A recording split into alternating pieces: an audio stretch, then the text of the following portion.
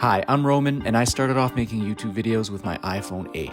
Over the last 6 years, I've tried many styles of video and I've used pretty much every consumer camera there is. Along the way, I was able to monetize 2 YouTube channels. Today, I want to talk about how I'd make a video using only my iPhone, a cheap tripod, and one external mic. I've actually shot and published a bunch of good videos that were 100% made on my phone. And phone cameras just keep getting better and better. And when I say my phone, I mean mostly just my phone. No gimbals, no external lighting, no paid camera apps, no cage rigs, and no color grading in post. Basically, as little sweat as possible. Almost everything you see in this video was shot on my iPhone 15 Pro, unless I'm using examples from my other cameras. If you're new to making videos and all you have is your phone, or you're on a budget and you can't invest in a camera right now, this is for you.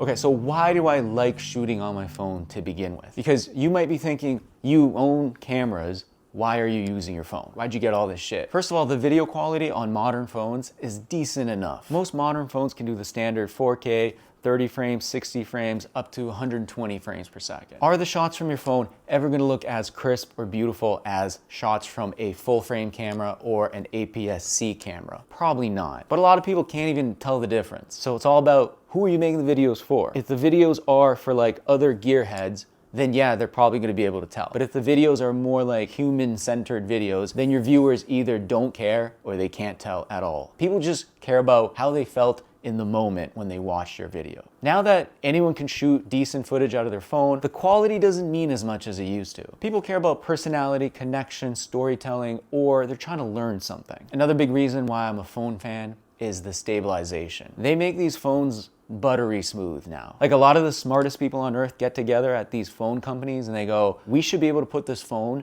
in the hands of a child and still have the footage be steady. I don't know how they do it, but it looks good. Next reason is the phone has decent colors right out of the device. I know that Apple and other phone companies do a bunch of witchcraft to make the phone footage look good. And not everyone likes this. Like not everyone's a fan of the saturated colors or the sharpened images. But for the average person, this looks good. They associate this with high quality footage. I spent a lot of time being frustrated about this because back in the day, I would expose all my shots manually, only to see someone use a phone and make footage that people like more. But that's fine. If you can't beat them, join them. I'm a fan of the phone. I'm happy with the images it produces. Fuck it. I'm just gonna focus on making good videos. The phone is low-key and portable. I have been asked to put away my Sony a7S III because I was like filming in a market. No one's ever asked me to put my phone away.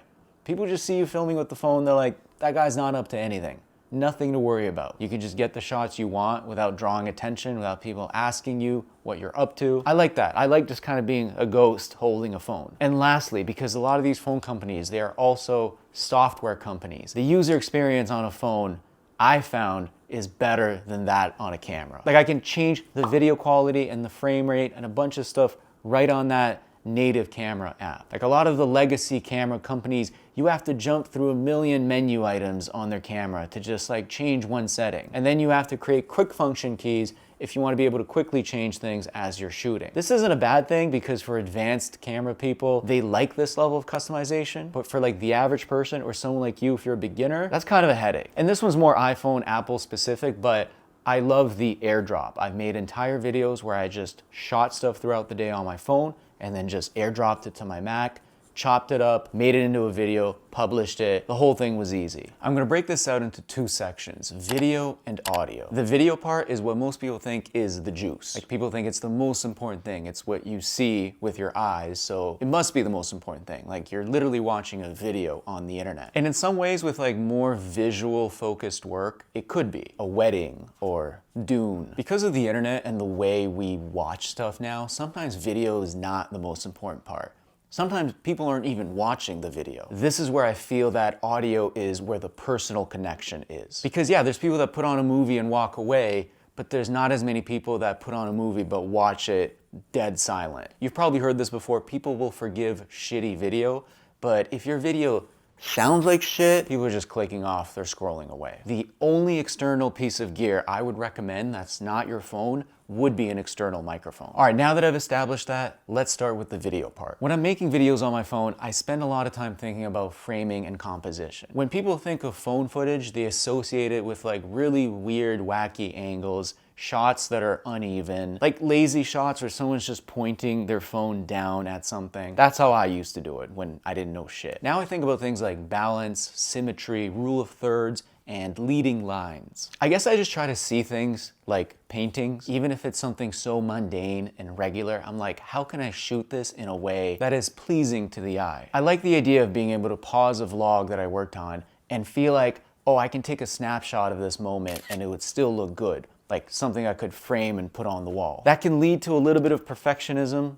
It's not always healthy, so I am trying to just be more casual when I shoot rather than be like, hold up, can we pause this situation so I can like frame up this scene and fix the composition and then I'll record. I use a lot of establishing shots. You know what establishing shots are. You've seen them in TV shows and movies. It's what you see at the beginning of an episode of Friends where they show you where the characters are. I guess just because of the psychology of the viewer, they associate a video that has establishing shots with more real filmmaking or video creation or whatever. But obviously establishing shots are not gimmicks, they actually serve a purpose. I use them to show the viewer where I am. I'll switch the camera on my iPhone to the wide angle, and then if I'm outdoors in this landscape, I'll show that. If I'm indoors, maybe in a tight space, I'll use the wide angle to show that, so that the viewers feel like, okay, they're there with me. Years ago when I started, I would just hop right to. I would just start the video with like a close-up of my face, talking about what I'm doing, where I'm going.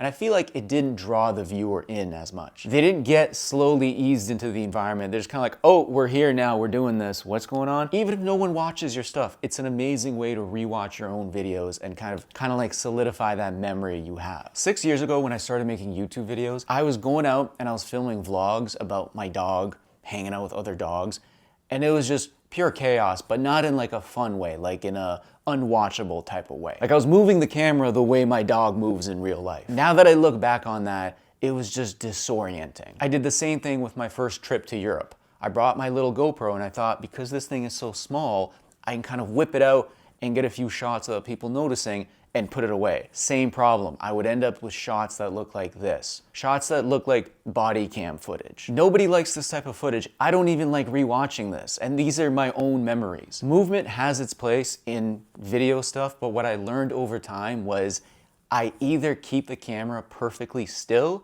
or I learn and do very specific, careful camera movements. Like if I want to really put emphasis on a subject or a location, I might do like a slow dolly zoom. If I want to show off the aesthetic quality of something, I'll do something like an orbit. If I want to show off an environment, whether it's indoors or outdoors, I could do something like a pan. Or if I'm tracking a subject, I'll just slowly move with that subject. There's a bunch of different camera movements, and I've learned a lot by like watching old movies. But for YouTube, you don't need to know that many. You just have to mix up a few decent movements. And there's rare exceptions. Like sometimes when I film these little guys, they're running around like crazy. It's an action sequence. It's like Jason Bourne style filming. I have to chase them around because they're fast as fuck. And that's a very spontaneous moment. I'm not worried about framing or camera movements.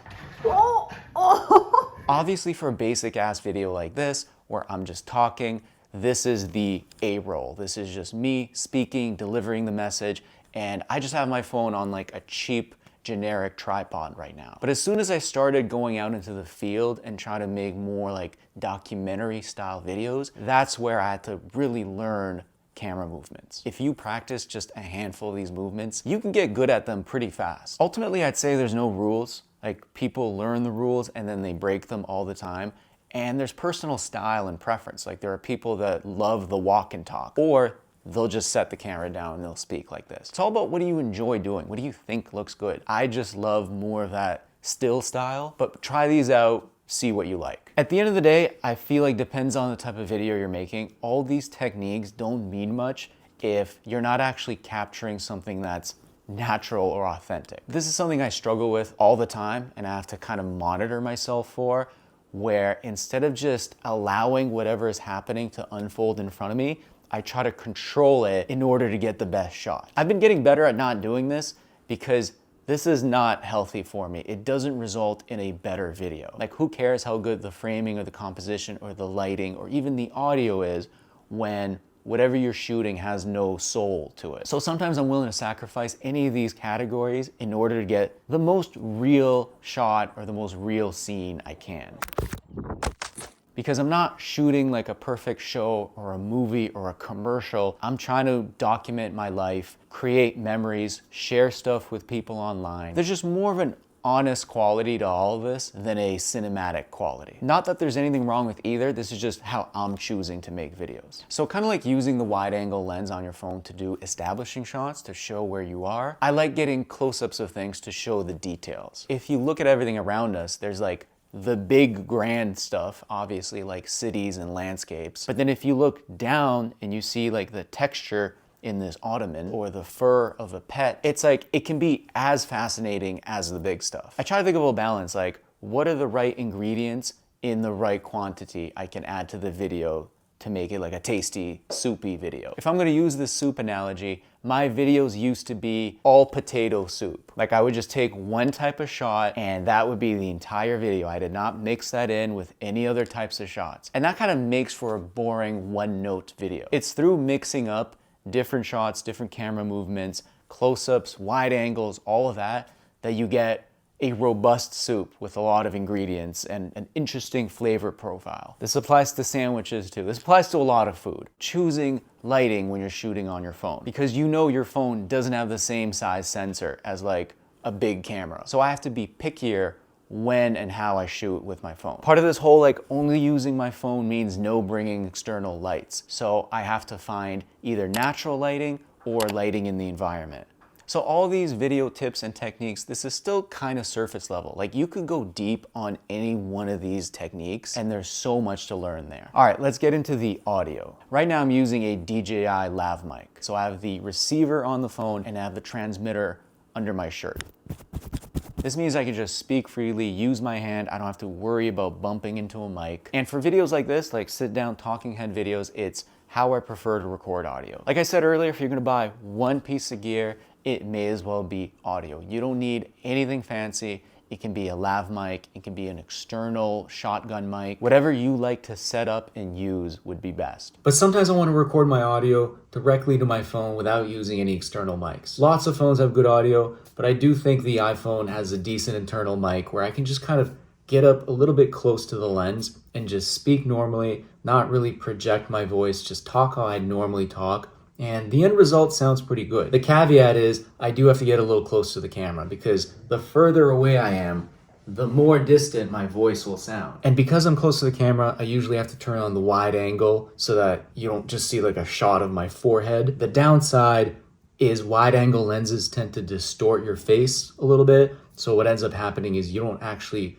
look how you naturally look in your wide angle shot. Like I wouldn't do an entire full video like this, but if I'm just kind of out and about and I want to say a few words, I could just set this up or hold the phone or have someone hold it for me, say a couple of things quickly and be done with it. I could integrate that into my video pretty seamlessly. Another really cool thing you can do with your phone is record a voiceover directly into the phone in the form of a voice note. This is something that everyone does at this point. You'll probably see it on YouTube and Instagram. People just pull out their phone and they just start talking. And this works amazingly well. Like you don't need an external recorder. You can just talk into your phone and it sounds like you have a pretty decent microphone. The intro you heard at the beginning of this video was done 100% on my iPhone 15 Pro. All right, so what are the downsides of making videos with your phone? As simple and convenient as this thing is, it's not perfect. There's a reason real cameras still exist. First thing is, if you use your phone as your main camera, you will burn through the battery. Normally when I've gone out to make videos, I bring my camera and a couple extra batteries and I can just swap them out. It's like little juice boxes for the camera. That's harder to do with your phone unless you carry around a battery bank, and then that's like an extra kind of chunky thing you have to take with you. Like my Anker battery bank is heavier than my phone. So it kind of takes away from the whole portable, lightweight thing with no extra accessories. This means I always try to keep my phone as charged as I can. If I'm somewhere else, I might bring a cable, charge it there, or I might dim the brightness on my phone to try to save on battery. There's little things like that you can do. The other thing I try to do to pace my battery is I shoot in bursts. I don't just like hit record on a 4K video and just let it run. I try to just get the moments I need and then like give my phone a break. Pretend it's like interval training for your phone. The next thing is, I talked about all those different kind of shots you can get. Well, the thing is, sometimes that's hard to do on your phone because your phone doesn't have an articulating screen. It's what allows you to shoot down low or shoot up high or from the side and frame yourself up on the screen. I can't really do that with my phone unless I use the front-facing camera, and even that doesn't allow for angles. So basically at that point, it just becomes a leap of faith. I just position my phone as best as I can and just hope the shot looks good. What I've been doing to get around that is rotating and cropping the shot in post. Sometimes that saves the shot if like my finger or something I don't want is in the frame. Lastly, no matter how good phones get, the thing is they're still lousy in low light. It's just the way it is. You just can't cram a big sensor into a phone camera. You can get away with it using your phone. You can. You just have to accept a certain level of graininess to your videos. This is just a physical limitation of the phone. What I think is going to happen in the future is phone manufacturers are just going to use computational photography to fix most of these problems. Like, think about it. It's going to get to a point where you're going to shoot something on your phone, and then the moment you're done recording, your phone is going to run upscaling on that video. It's gonna make it less noisy and less grainy. This is why I think compact cameras are in trouble, because they're eventually not gonna be as good as a phone. Unless Sony and Canon like develop their own software to do all the same stuff Apple and Samsung and Google already do with their phone footage. Okay, so a phone is amazing if you're starting out, but when would I say it's good to actually upgrade to a camera? For some people, that answer is never. Some people, even if they have the money for a camera, they just don't want to upgrade. They like shooting on their phone. It's convenient, but eventually some people might want to graduate to different gear. For me, I make that decision as soon as there is something I want to shoot or create that my phone is just not that good at doing. Like, I have a channel that is a pet vlog channel. It's basically where I record my pets, their everyday lives, their shenanigans, just what they're up to. And part of shooting pets is to get the best shots, you gotta be down on their level. Like these guys, these are little guys. They're like a foot off the ground. And I could do that with my phone, but then I can't really see what I'm filming. And so a situation like that is when I'd bust out a camera and I can track these critters around the house, get really nice shots without worrying, oh, are they even in frame? For some people, maybe they want to zoom in on something. Maybe they're filming food and they want a camera with a zoom lens to zoom in on the food, because the telephoto lens on the phone's not always that great, especially in bad lighting. So I think that's for you to figure out. I believe a phone can get you very far. It can get you started, especially if you don't do YouTube yet. But even if you're already a creator, there are big YouTubers that film on their phone. So filming on a phone is not like a small creator thing. It's just a preference thing. So I'm gonna be doing a lot more videos on my phone, especially when I leave the house. And I feel it's something you can definitely do as well. So if you're starting out, you don't need a fancy, expensive camera. All you need is your phone and just some decent audio. The rest is all about your message, your idea, your story, your personality, how people connect with you. And then if you wanna upgrade later on, in order to get a few more benefits for like specific videos you want to make, you definitely can. At that point, you're probably going to be better at making videos anyway. You'll know more, and then you'll have a better idea of what you actually need to get to that next level. All right, that's it. If you're starting out and you have any questions about how to use your phone to achieve the video you want to make, let me know and I'll do my best to help out. All right, thanks for watching.